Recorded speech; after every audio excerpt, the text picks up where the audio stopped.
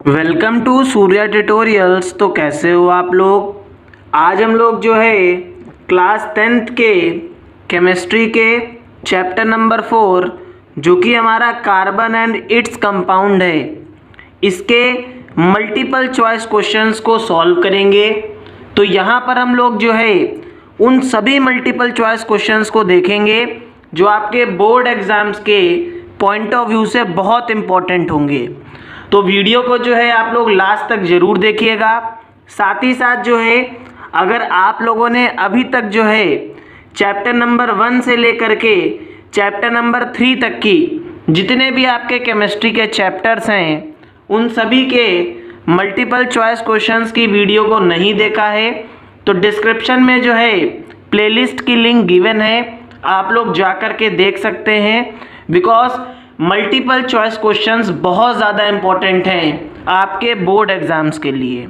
तो चलिए वीडियो को स्टार्ट करते हैं। Question number 1, carbon exist in the atmosphere in the form of option A only carbon monoxide, option B carbon monoxide in traces and carbon dioxide, option C only carbon dioxide and option D coal. तो देखिए question में क्या बोल रहा है कि हमारे atmosphere में जो है कार्बन किस फॉर्म में एग्जिस्ट करता है। तो आप लोग जो है वीडियो को पॉज करके खुद से भी इन सभी क्वेश्चंस की प्रैक्टिस कर सकते हो और मैं आप लोगों को इसको प्रॉपर एक्सप्लेनेशन भी दूंगा।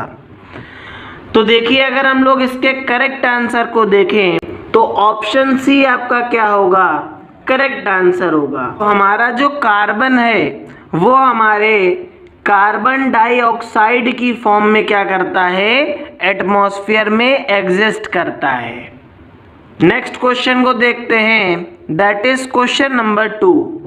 ए molecule of NH3 that is ammonia has option A only single bonds, option B only double bond, option C triple bonds and option D 2 double bonds and 1 single bond.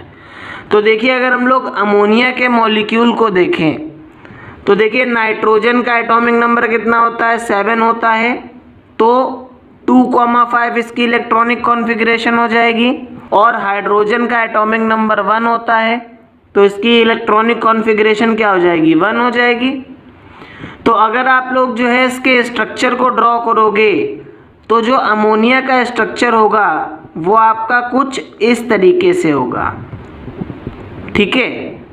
तो यहाँ पे अगर हम लोग इसके structure को देखें तो हमारे पास सिर्फ और सिर्फ क्या है, सिंगल बॉन्ड्स हैं। तो आपका करेक्ट आंसर क्या होगा, that is option A only single bonds. Next question को देखते हैं, that is question number 3। Fluorine is an allotropic form of option A phosphorus, option B sulphur, option C carbon and option D tin. तो देखिए question में क्या बोल रहा है कि जो फ्लोरीन होता है ये किसकी एलोट्रोपिक फॉर्म है। तो आप लोग जो है खुद से भी प्रैक्टिस कर सकते हो। ये सारे क्वेश्चंस बहुत इंपॉर्टेंट हैं, बहुत इजी भी है। आप लोग चाहो तो खुद से भी ट्राई कर सकते हो। तो देखिए इसका करेक्ट आंसर क्या हो जाएगा, that is option C carbon. Next question को देखते हैं, that is question number 4। Which of the following is the correct representation of electron dot structure of nitrogen molecule. तो देखिए हम लोगों से क्वेश्चन में क्या बोल रहा है, हमारे पास 4 ऑप्शन गिवन है और हम लोगों को जो है नाइट्रोजन के मॉलिक्यूल का इलेक्ट्रॉन डॉट स्ट्रक्चर बताना है कि कौन सा इलेक्ट्रॉन डॉट स्ट्रक्चर जो है करेक्ट होगा। तो अगर हम लोग नाइट्रोजन को देखें तो नाइट्रोजन हमारा डायटोमिक मॉलिक्यूल है, 2 एटम्स की फॉर्म में एग्जिस्ट करता है। नाइट्रोजन का एटॉमिक नंबर कितना होता है, 7। तो इलेक्ट्रॉनिक कॉन्फ़िगरेशन क्या होगी, 2,5। अब इसको कितने इलेक्ट्रॉन्स चाहिए हैं, इसको 3 इलेक्ट्रॉन्स चाहिए हैं स्टेबल होने के लिए। तो देखिए हमारे पास नाइट्रोजन के 2 मॉलिक्यूल हैं, ठीक है। तो देखिए 2 इलेक्ट्रॉन ये हो गए, 3 इलेक्ट्रॉन ये हो गए। अब इसके पास भी 3 इलेक्ट्रॉन हो गए। अब ये वाला नाइट्रोजन क्या कहेगा, यार तुम हमें अपने 3 इलेक्ट्रॉन दे दो तो हम स्टेबल हो जाएं। तो देखिए यहाँ पे इसने 3 इलेक्ट्रॉन की शेयरिंग कर ली। सेम ये वाला नाइट्रोजन क्या कहेगा, ये नाइट्रोजन इससे कहेगा यार तुम भी हमें अपने 3 इलेक्ट्रॉन दे दो तो हम स्टेबल हो जाएं। तो आपका नाइट्रोजन का जो इलेक्ट्रॉन डॉट स्ट्रक्चर होगा वो कुछ इस तरीके का होगा। अब जरा आप लोग देख लीजिए, ऑप्शन सी आपका करेक्ट आंसर रहा होगा कि नहीं रहा होगा। क्वेश्चन नंबर 5 को देखते हैं, that is very important. Question में क्या बोल रहा है, in the given reaction alkaline KMnO4 act as a. तो देखिए एथेनॉल को हम लोगों ने एल्कलाइन KMnO4 के साथ जब हीट किया तो इसने क्या बनाया बेटा, कार्बोजाइलिक एसिड बना दिया, ठीक है, that is acetic acid CH3COOH। तो क्वेश्चन में क्या बोल रहा है कि ये जो एल्कलाइन KMnO4 है ये किस तरीके से काम कर रहा है इस रिएक्शन में। Option A reducing agent, option B oxidising agent, option C catalyst and option D dehydrating agent. तो सबसे पहले तो बेटा ये वेरी वेरी इंपॉर्टेंट क्वेश्चन है, बोर्ड एग्जाम में पूछा जा सकता है। तो देखिए आप लोग एक बात को याद रखिएगा कि जो आपका पोटेशियम परमैंगनेट होता है ये आपका क्या होता है, एक स्ट्रॉन्ग ऑक्सीडाइजिंग एजेंट होता है। तभी तो देखिए यहाँ पे सिर्फ एक ऑक्सीजन का एटम था लेकिन यहाँ पे 2 ऑक्सीजन के एटम हो गए। तो देखो ऑक्सीजन का एडिशन हो गया तो ऑक्सीडाइजिंग एजेंट हो गया। तो ऑप्शन बी आपका क्या रहा होगा, करेक्ट आंसर रहा होगा। नेक्स्ट क्वेश्चन को देखते हैं, that is question number 6। In which of the following compound is OH functional group. तो क्वेश्चन में क्या बोल रहा है, हमारे पास 4 ऑप्शन गिवन है और हमको ये बताना है कि कौन सा ऐसा कंपाउंड होगा जिसमें OH फंक्शनल ग्रुप होगा। तो सबसे पहले आप लोग देखिए ऑप्शन क्या गिवन है। Option A butanone, option B butanol, option C butanal and option D butanoic. तो आप सभी लोगों को पता है कि OH किसको रिप्रेजेंट करता है, अल्कोहल फैमिली को रिप्रेजेंट करता है कि नहीं करता। और अल्कोहल फैमिली में हमारा क्या आता है, ऑल आता है। तो यहाँ पे आपका करेक्ट आंसर क्या हो जाएगा, that is option B butanol. ऑल हमारा क्या रिप्रेजेंट करेगा, अल्कोहल को रिप्रेजेंट करेगा और अल्कोहल का फंक्शनल ग्रुप आपका क्या होगा, OH हो जाएगा। तो करेक्ट आंसर आपका क्या होगा, ऑप्शन बी हो जाएगा। बाकी ओन आपका क्या होगा बेटा, ये कीटोनिक ग्रुप होगा। अल आपका एल्डिहाइड हो जाएगा एंड ओइक आपका क्या हो जाएगा, कार्बोजाइलिक एसिड हो जाएगा। नेक्स्ट क्वेश्चन को देखते हैं, that is question number 7। Identify the unsaturated compounds from the following. First propane, second propane, third propyne and fourth chloropropane. तो देखिए क्वेश्चन में क्या बोल रहा है बेटा, हमारे पास 4 स्टेटमेंट्स गिवन हैं और 4 ऑप्शन गिवन हैं। हमको ये बताना है कि कौन से हमारे अनसैचुरेटेड कंपाउंड्स होंगे। अब आप सभी लोगों को पता होगा कि जितने भी हमारे एल्कीन होंगे और जितने भी हमारे एल्काइंस होंगे ये सारे आपके क्या होते हैं बेटा, अनसैचुरेटेड कंपाउंड्स होते हैं। तो आपका प्रोपीन और आपका प्रोपाइन ये क्या रहा होगा, अनसैचुरेटेड कंपाउंड होगा। तो जरा ऑप्शन को देखो, ऑप्शन कौन सा करेक्ट होगा, सेकेंड एंड थर्ड। तो ऑप्शन डी आपका क्या रहा होगा, करेक्ट आंसर रहा होगा। क्लियर हो गया कि नहीं क्लियर हो गया। तो देखिए मल्टीपल चॉइस क्वेश्चंस बहुत इंपॉर्टेंट हैं और इस तरीके के मल्टीपल चॉइस क्वेश्चंस की अगर आप लोग प्रैक्टिस कर लोगे तो आई एश्योर यू कि आप लोग जो है बोर्ड एग्जाम्स में बहुत अच्छे मार्क्स को ला सकते हो। नेक्स्ट क्वेश्चन को देखते हैं, that is question number 8। The name of the compound CH3CH2CHO is. Option A propanal, option B propanone, option C ethanol and option D ethanal. तो यहाँ पे बेटा आप जरा क्वेश्चन में क्या बोल रहा है कि हमको इस कंपाउंड का नेम बताना है। तो सिंपल सी बात है, सबसे पहले आप लोग क्या आइडेंटिफाई करोगे कि ये कौन सा ग्रुप है। तो आपने देख लिया बेटा ये एल्डिहाइड ग्रुप है।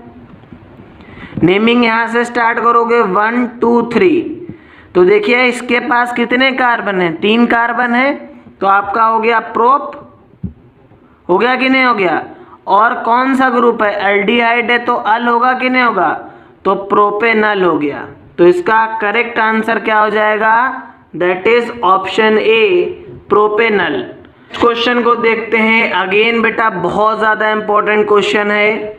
लास्ट ईयर ये सारे टॉपिक्स आपके एग्जाम से हटा दिए गए थे, लेकिन इस बार डेफिनेट है कि यहाँ से क्वेश्चन आएगा। तो अगर आप प्रैक्टिस नहीं करोगे तो आपका नुकसान हो जाएगा। क्वेश्चन नंबर 9 में क्या बोल रहा है कि ethanol react with sodium and form 2 products, these are option A sodium ethanoate and hydrogen, option B sodium ethanoate and oxygen, option C sodium ethoxide and hydrogen and option D sodium ethoxide and oxygen. तो देखिए ethanol आपका क्या होता है बेटा, C2H5OH। ये जब आपका सोडियम के साथ रिएक्ट करता है बेटा तो ये क्या बनाता है, C2H5ONA, और यहाँ पे हमारी हाइड्रोजन गैस लिबरेट कर जाती है। नेक्स्ट क्वेश्चन को देखते हैं, that is question number 10। Which one of the following green house gases is a contributor due to incomplete combustion of coal and petroleum. तो क्वेश्चन में क्या बोल रहा है कि कौन सी ऐसी ग्रीन हाउस गैस है जो हमारे incomplete combustion of coal and petroleum में क्या करती है, कंट्रीब्यूट करती है। Option A oxides of nitrogen, option B methane, option C carbon monoxide and option D carbon dioxide. तो देखिए इसका करेक्ट आंसर आपका क्या हो जाएगा, that is option C, carbon monoxide. तो कार्बन मोनोऑक्साइड हमारी क्या होती है बेटा, ग्रीन हाउस गैस होती है। ठीक है, ये आपका जो है इनकम्प्लीट कंबंशन ऑफ कोल और पेट्रोलियम में क्या करती है, बहुत इंपॉर्टेंट रोल प्ले करती है और आपका ग्रीन हाउस इफेक्ट में कंट्रीब्यूट करती है। नेक्स्ट क्वेश्चन को देखते हैं, that is question number 11। Again very important question, आप सभी लोगों को पता होना चाहिए। आई होप आप लोग जो है वीडियो को पॉज करके जो है क्वेश्चंस की प्रैक्टिस अपने आप भी कर रहे होगे। क्वेश्चन में क्या बोल रहा है, a student conducts an activity where he burns methane in the presence of oxygen, which is likely to form option A water, option B carbon dioxide, option C carbon dioxide and water and option D carbon dioxide and oxygen। तो question में क्या बोल रहा है कि student है जो आपके मीथेन को क्या कर रहा है, बर्न कर रहा है। अब मीथेन आपका क्या है बेटा, एक हाइड्रोकार्बन है, तो इसको ये क्या कर रहा है, बर्न कर रहा है। तो देखिए जब भी आपके हाइड्रोकार्बन बर्न होते हैं तो ये क्या प्रोड्यूस करते हैं बेटा, ये कार्बन डाइऑक्साइड गैस और वाटर की फॉर्मेशन करते हैं। तो यहाँ पे आपका करेक्ट आंसर क्या होगा, that is option C, carbon dioxide and water. Next question को देखते हैं, that is question number 12। Which of the following represents saponification reaction. Option A CH3COONA plus NaOH gives CH4 and Na2CO3, option B CH3COOH plus C2H5OH CH3 gives COO C2H5 plus H2O, option C CH3COOH when reacted with 2 atoms of sodium it forms CH3COONA plus hydrogen gas, and option D CH3COO C2H5 plus NaOH gives CH3COONA plus C2H5। तो देखिए question में क्या बोल रहा है कि हमको ये बताना है कि कौन सी रिएक्शन जो है सैपोनिफिकेशन रिएक्शन को रिप्रेजेंट कर रही है। तो देखिए इसका करेक्ट आंसर आपका क्या हो जाएगा, ऑप्शन डी। तो ये आपका क्या है बेटा, ईस्टर है। तो देखिए ईस्टर जब आपके बेस के साथ रिएक्ट करते हैं तो ये क्या बनाते हैं बेटा, सोप बनाते हैं और अल्कोहल की फॉर्मेशन करते हैं, और इस रिएक्शन को हम लोग क्या बोलते हैं, सैपोनिफिकेशन रिएक्शन बोलते हैं। तो आपका करेक्ट आंसर क्या हो जाएगा, दैट इज ऑप्शन डी। और ये बहुत इंपॉर्टेंट क्वेश्चन है क्योंकि यहाँ से 2 नंबर में भी क्वेश्चन पूछा जा सकता है कि सैपोनिफिकेशन रिएक्शन क्या होती हैं, या फिर आप लोगों से डायरेक्ट जो है रिएक्शन पूछ ली जाएगी, या फिर आप लोगों से इस तरीके से एमसीक्यू भी पूछा जा सकता है। तो प्लीज़ आप लोग जो है इन सभी क्वेश्चंस की अच्छे तरीके से प्रैक्टिस करते हुए चलिएगा। नेक्स्ट क्वेश्चन को देखते हैं, that is question number 13। Question में क्या बोल रहा है, 2 non metals P and Q। अब देखिए 2 नॉन मेटल्स हैं P और Q। अगर बेटा ये आपके नॉन मेटल्स हैं तो आप लोग क्वेश्चन को अच्छे तरीके से समझिएगा। Combine with each other by sharing of electron and form compound R। तो देखिए 2 नॉन मेटल आपके कंबाइन करके क्या कर रहे हैं, शेयरिंग ऑफ इलेक्ट्रॉन करके क्या कर रहे हैं, एक R कंपाउंड की फॉर्मेशन कर रहे हैं। अब ये R कंपाउंड आपका क्या होगा बेटा, कोवैलेंट कंपाउंड होगा, क्योंकि कोवैलेंट कंपाउंड आपके कब बनते हैं, शेयरिंग ऑफ इलेक्ट्रॉन्स की वजह से बनते हैं। आप सभी लोगों को पता है, आप लोग पढ़ के आए हो। तो क्वेश्चन में क्या बोल रहा है कि which of the following statements are not true about compound R। तो हमारे पास 4 स्टेटमेंट गिवन है और ऑप्शंस गिवन है। हमको ये बताना है कि कौन सी स्टेटमेंट ट्रू नहीं है।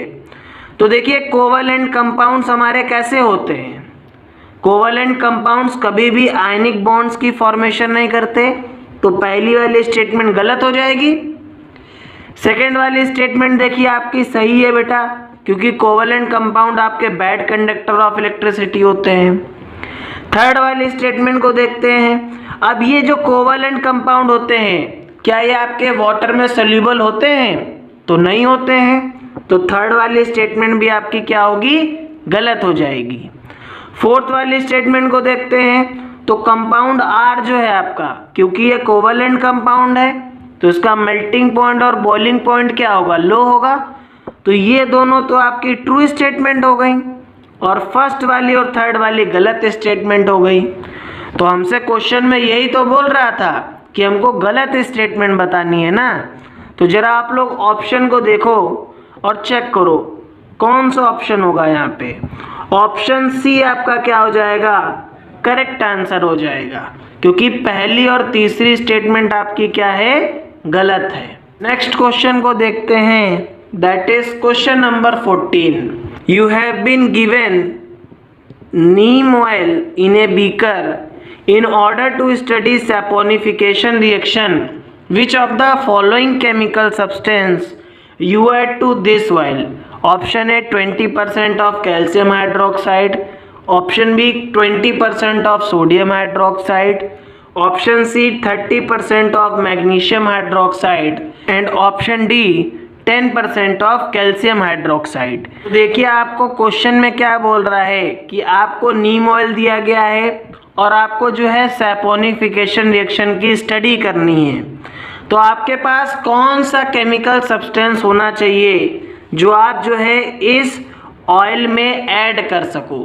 तो इसका करेक्ट आंसर क्या हो जाएगा, that is 20% of sodium hydroxide. तो देखिए आपके पास या तो सोडियम हाइड्रोक्साइड हो या तो आपके पास पोटेशियम हाइड्रोक्साइड हो, तब आप लोग क्या कर सकते हो, आप जो है सैपोनिफिकेशन रिएक्शन की स्टडी को कर सकते हो। नेक्स्ट क्वेश्चन को देखते हैं। In the preparation of soap addition of sodium chloride causes, option A complete precipitation, option B carboxylic acids, option C ester of long chain of fatty acids, and option D ester of small chain of fatty acids. तो देखिए question में क्या बोल रहा है कि जब हम लोग जो है सोप की प्रिपरेशन करते हैं तो सोडियम क्लोराइड के एडिशन की वजह से क्या होता है। तो इसका करेक्ट आंसर आपका क्या होगा, that is option A, complete precipitation. तो यहाँ पे आपका क्या हो जाता है, प्रेसिपिटेशन हो जाता है कंप्लीट। अब वो कैसे होता है, तो आप लोगों ने चैप्टर अच्छे तरीके से पढ़ा होगा, मैंने आपको चैप्टर में पढ़ाया है, वहाँ पे आप लोग डिटेल में जा कर के देखिए, आपको अच्छे तरीके से समझ में आ जाएगा। नेक्स्ट क्वेश्चन को देखते हैं, that is question number 16। Which functional group is present in the compound CH3COCH3।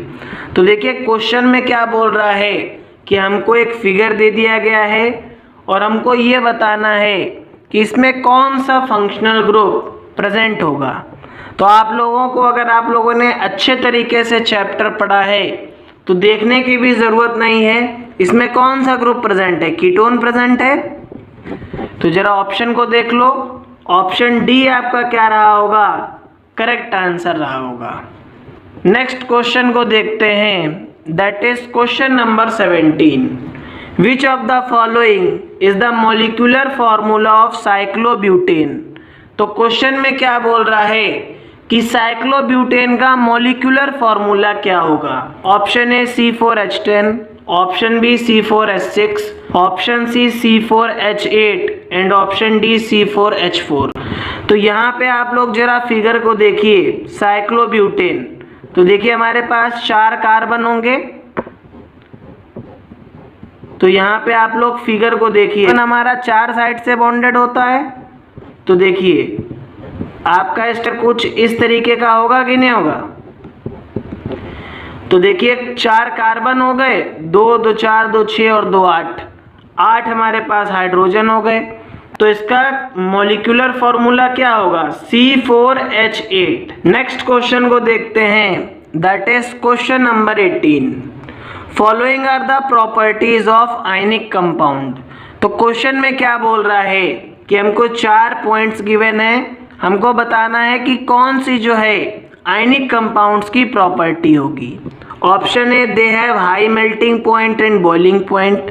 तो ए वाला ऑप्शन करेक्ट होगा, क्योंकि हमारे आयनिक कंपाउंड्स जो होते हैं इनका मेल्टिंग पॉइंट और बॉइलिंग पॉइंट बहुत ज़्यादा होता है। Option B, they conduct electricity in solution और in molten state.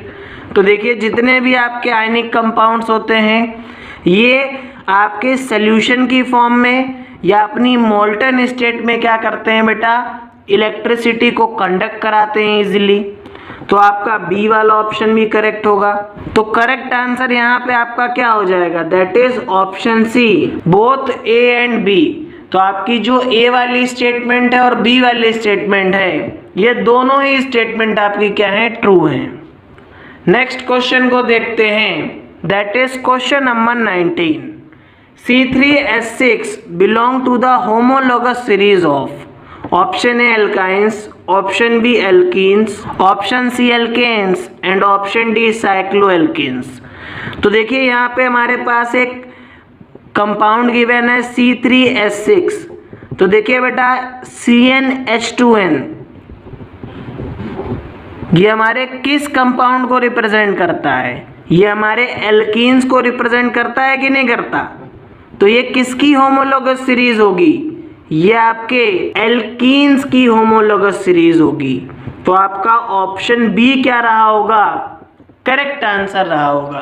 Next question को देखते हैं, दैट इज क्वेश्चन नंबर 20।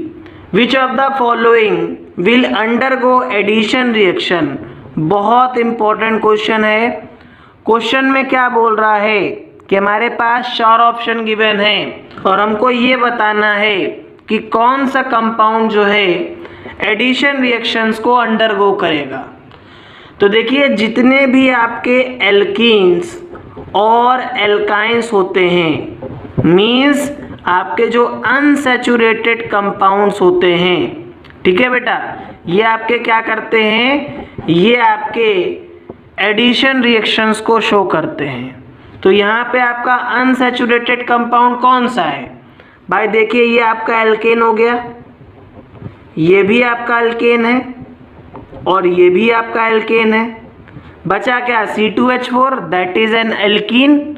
ये एल्कीन है कि नहीं है? तो ये आपका क्या करेगा बेटा, एडिशन रिएक्शन को शो करेगा। तो करेक्ट आंसर आपका क्या हो जाएगा, option D C2H4। Next question को देखते हैं, दैट इज क्वेश्चन नंबर 21। इस क्वेश्चन में बेटा आप लोगों को कॉमन सेंस का यूज करना है। क्वेश्चन में क्या बोल रहा है, when ethanoic acid is treated with sodium hydrogen carbonate the gas evolves. तो देखिए जब आपका एसिड जो है मेटल हाइड्रोजन कार्बोनेट के साथ रिएक्ट करता है तो कौन सी गैस प्रोड्यूस होती है? Option A hydrogen gas, option B carbon dioxide gas, option C methane and option D carbon monoxide. तो सिंपल सी बात है बेटा, इसका करेक्ट आंसर क्या होगा, option B carbon dioxide gas. तो देखिए जब भी हमारे एसिड मेटल कार्बोनेट या मेटल हाइड्रोजन कार्बोनेट के साथ रिएक्ट करते हैं तो ये क्या करते हैं, ये कार्बन डाइऑक्साइड गैस की फॉर्मेशन करते हैं। क्लियर हो गया कि नहीं क्लियर हो गया? नेक्स्ट क्वेश्चन को देखते हैं बेटा, that is question number 22। A soap molecule has. तो देखिए आपका जो सोप मॉलिक्यूल होता है बेटा, इस सोप मॉलिक्यूल के पास क्या होता है, इसको तो आप लोगों ने अगर पढ़ रखा होगा तो इसके ऑप्शंस को भी देखने की ज़रूरत नहीं है। जो आपका सोप मॉलिक्यूल होता है बेटा, इसकी हाइड्रोफिलिक हेड होता है, इसका हाइड्रोफिलिक हेड होता है और हाइड्रोफोबिक टेल होता है। तो ऑप्शन डी आपका क्या रहा होगा, करेक्ट आंसर रहा होगा। नेक्स्ट क्वेश्चन को देखते हैं, दैट इज क्वेश्चन नंबर 23। बहुत इंपॉर्टेंट क्वेश्चन है, एनसीईआरटी में भी एमसीक्यू गिवन है। Pentane has the molecular formula of C5H12। It has option A 5 covalent bond, option B 12 covalent bond, option C 16 covalent bond and option D 17 covalent bond. तो question में क्या बोल रहा है कि जो हमारा C5H12 है इसके पास कितने कोवेलेंट बॉन्ड होंगे। तो सिंपल सी बात है, आप लोग इसके स्ट्रक्चर को बना लो बेटा। ठीक है, ये आपका क्या हो गया, ये आपका C5H12 हो गया। ठीक है, अभी मैं बना दे रहा हूँ इसको, फिर आप लोग जो है बॉन्ड्स को चेक कर लीजिएगा।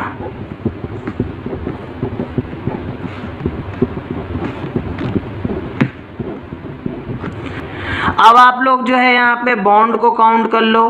तो 1 2 3 4 5 6 7 8 9 10 11 12 13 14 15 16। तो यहाँ पे आपके कितने बॉन्ड होंगे, यहाँ पे आपके 16 कोवेलेंट बॉन्ड होंगे। तो आपका करेक्ट आंसर क्या हो जाएगा, that is option C.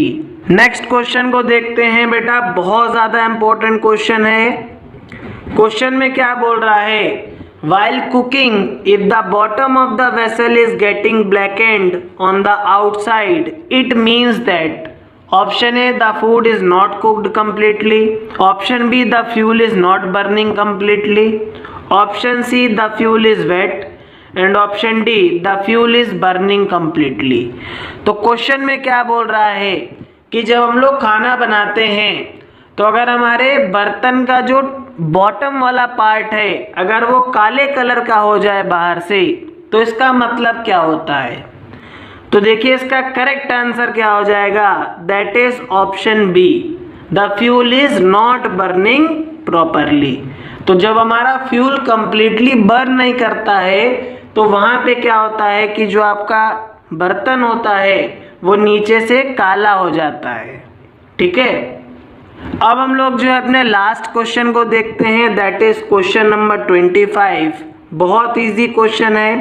Cation is formed when, option A atom gains electron, option B atom loses electron, option C proton is lost by the atom and option D atom shares electron.